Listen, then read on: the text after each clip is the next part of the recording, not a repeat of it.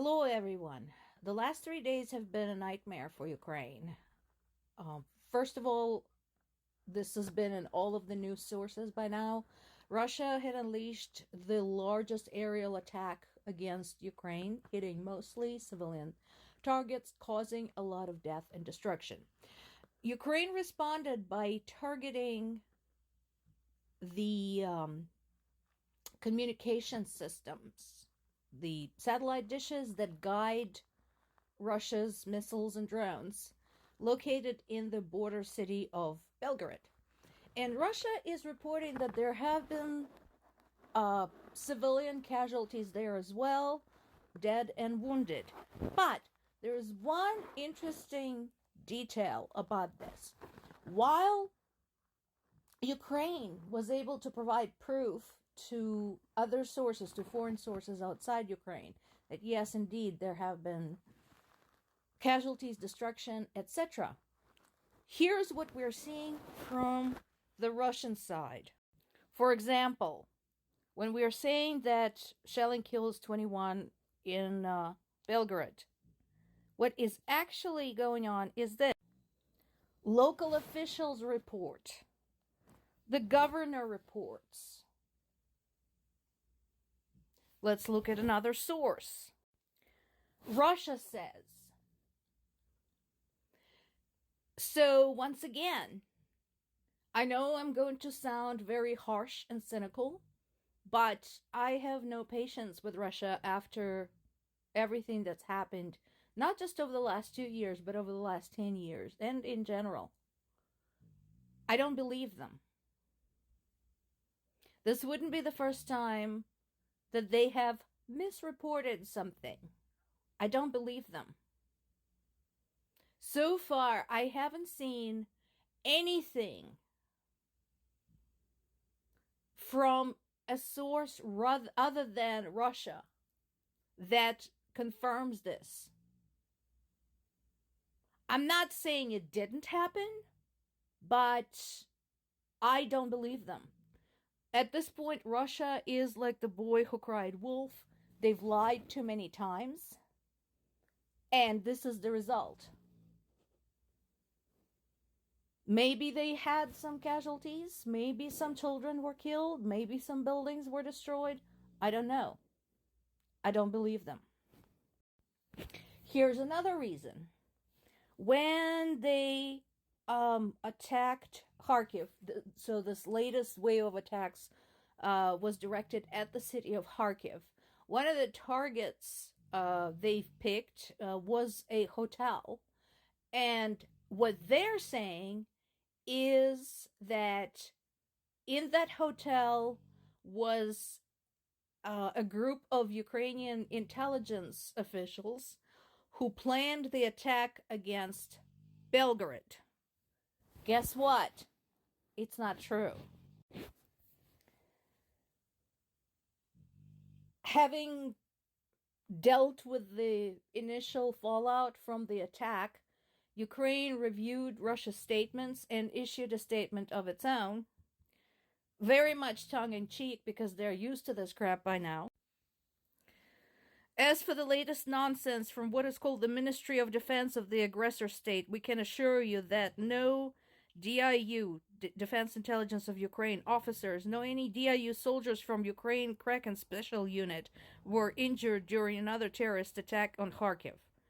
It's quite possible that they were never in that hotel, and that is why none of them were killed or injured. Russia lies. All of you get it through your head. Russia lies. And that is why, to anyone who still has a delusion of there's being a possibility of some type of negotiations, this is why there can't be. Because they lie. They have already violated a bunch of agreements and accords going all the way back to 1991.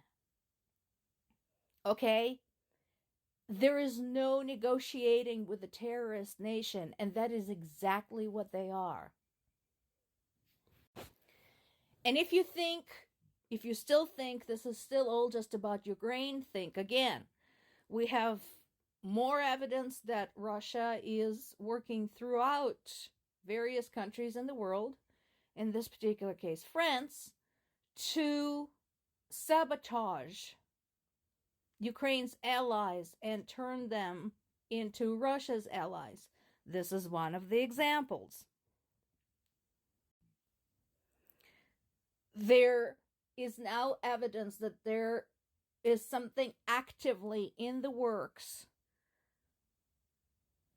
a propaganda campaign in Western Europe that is part of Russia's attempt to compromise the foreign aid to Ukraine. And again, you know, whether or not you give a shit about Ukraine, most people don't, fine. Do you give a shit about your own government, your own country? Because this could be anywhere. France, Germany, Italy, UK, anywhere. Do you care that your own government is at the risk of turning into Putin's puppet? You think about that. This is from Newsweek. Newsweek is not my favorite source. They're not always reliable, and they have a tendency towards sensationalism, so I'm looking for other sources to confirm this. But this statement would not surprise me at all. I've repeated this many times before. So people who are saying, why are we wasting money on Ukraine? We have our own problems. Why does it have to do with us? You know, we don't want to get involved. Well, as I mentioned before, not sending money to Ukraine doesn't mean that money is going to end up in the hands of U.S. citizens. Okay? And I told you why. If Ukraine wins or loses, whatever money is left is going to go towards a military campaign to fortify the global and national defenses against Russia. So you're not getting that money anyway. Send it to Ukraine or don't send it to Ukraine. You're not getting it. It's not going to go toward the homeless or the schools or the medical research. Next, if Ukraine loses and Russia ends up on Europe's doorstep, as well as on the borders of the NATO territory, there is a very real chance that the thing everybody was trying to avoid, U.S. involvement with Russian troops, is going to actually happen. If I were anybody making decisions about the aid to Ukraine, I would send that aid now and as much as possible, rather than risk an all-out war with Russia, with U.S. boots on the ground.